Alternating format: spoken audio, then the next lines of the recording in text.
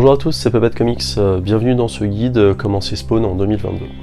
Alors l'actualité a été très chamboulée actuellement parce qu'il y a de nouvelles séries Spawn qui vont sortir en VF, qui sont déjà sorties en VO il y a 1 ou 2 ans. Donc en VF vont sortir King Spawn qui est déjà sorti quand je fais cette vidéo, et prévu aussi Gunslinger et The Scorched, donc l'escouade infernale. On va essayer ici de tout démêler par rapport à tout ce qui est sorti et comment bien débuter Spawn selon les goûts et selon les conseils qu'on a pu avoir par l'éditeur, mais aussi les conseils que je vais vous donner pour commencer cette série si vous êtes véritablement un novice dans l'univers de Spawn. Donc 4 points d'entrée qui sont conseillés par l'éditeur. Après je vous donnerai mon avis sur chacun des miens. Vous pouvez cliquer sur chaque chapitre comme je montrerai les ouvrages, donc voilà. Là, ça sera pour le chapitre 1, je vais commencer donc véritablement par ce vers quoi on peut commencer. Donc, collection archive de Spawn, le tome 1, Résurrection. Alors, c'est un bon début. Spawn est dessiné à la base par Todd McFarlane, et l'histoire aussi. Quand il a créé Image, ça a été une des têtes de proue de Image Comics. D'ailleurs, c'est toujours un personnage Image Comics. Le problème de cette collection, c'est que vous avez pas mal de chapitres. Et le problème, c'est que quand ça avait été édité, il y a 2 chapitres du début qui n'ont pas pu être mis dedans pour des problèmes légaux. Alors pour la petite histoire, les chapitres 9 et 10 qui parlent d'Angela, c'est une co-réalisation de Neil Gaiman et de Todd McFarlane.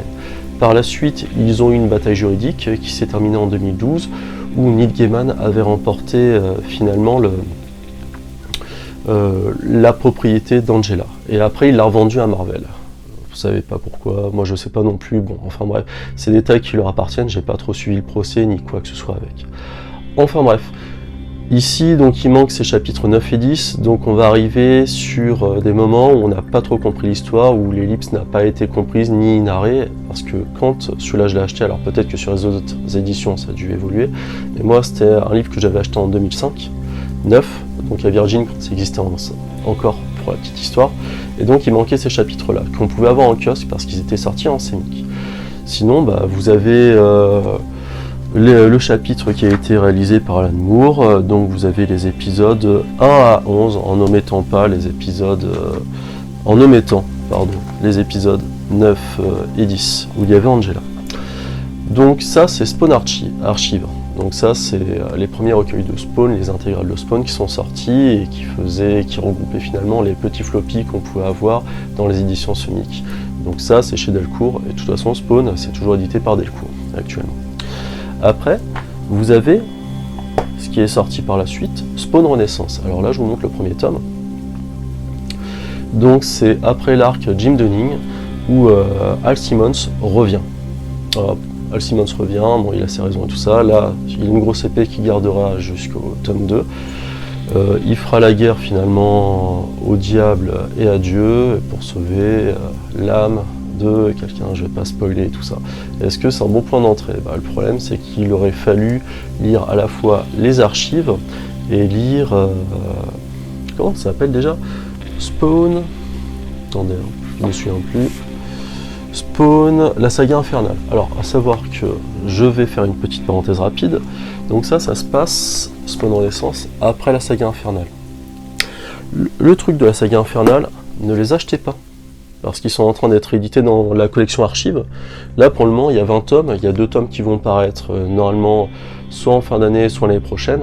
Donc surtout, ne les achetez pas, ils coûtent cher, ils sont durs à trouver, ils seront dans les Spawn archives et la collection que je vous ai montrée. Ça sera inclus dans cela.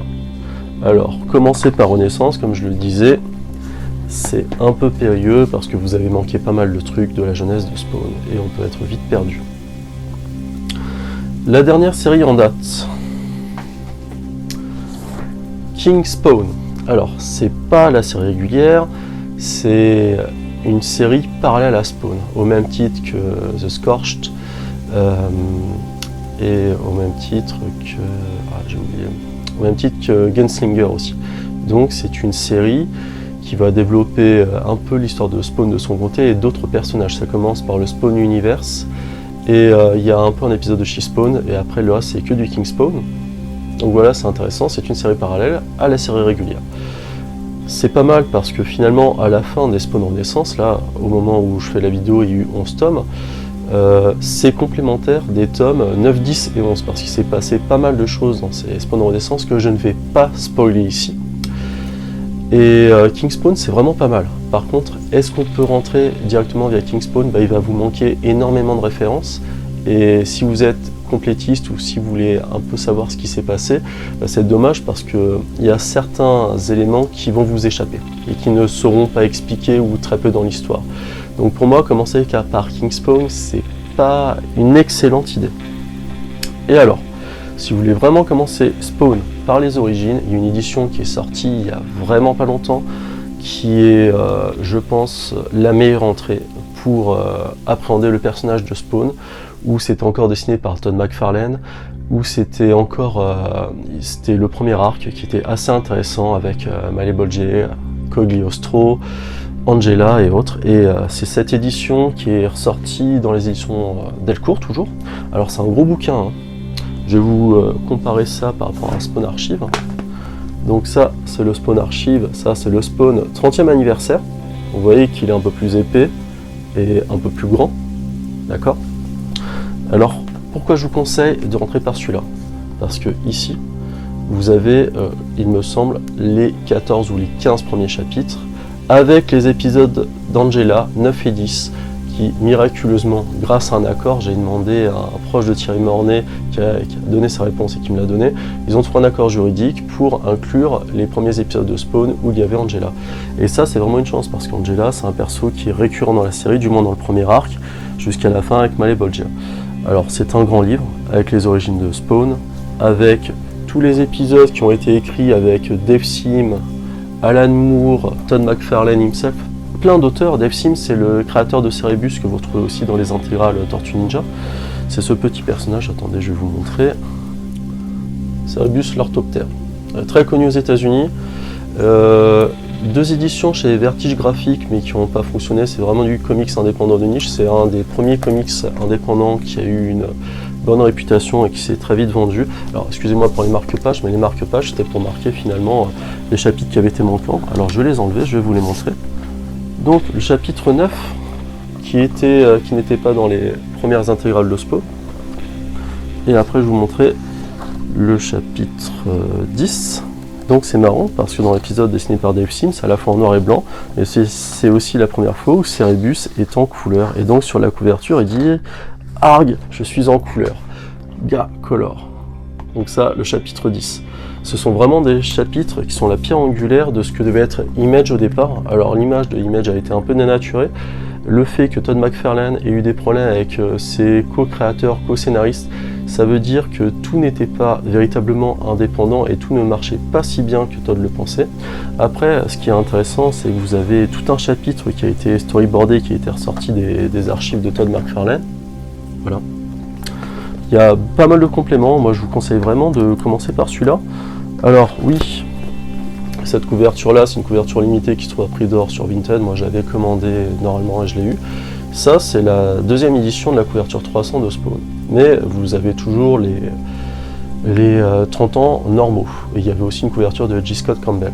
Moi, ce que je vous conseille, c'est de prendre n'importe quel livre que vous voyez en 30 ans de Spawn, en bon état, quelle que soit la couverture. Ça vaut vraiment le coup. Même la couverture de la régulière est très très jolie, c'est un hommage à Spider-Man, parce que comme vous le savez, Todd McFarlane, il a beaucoup efficace sur Spider-Man et ça a été le co-créateur de Venom, du symbiote Venom.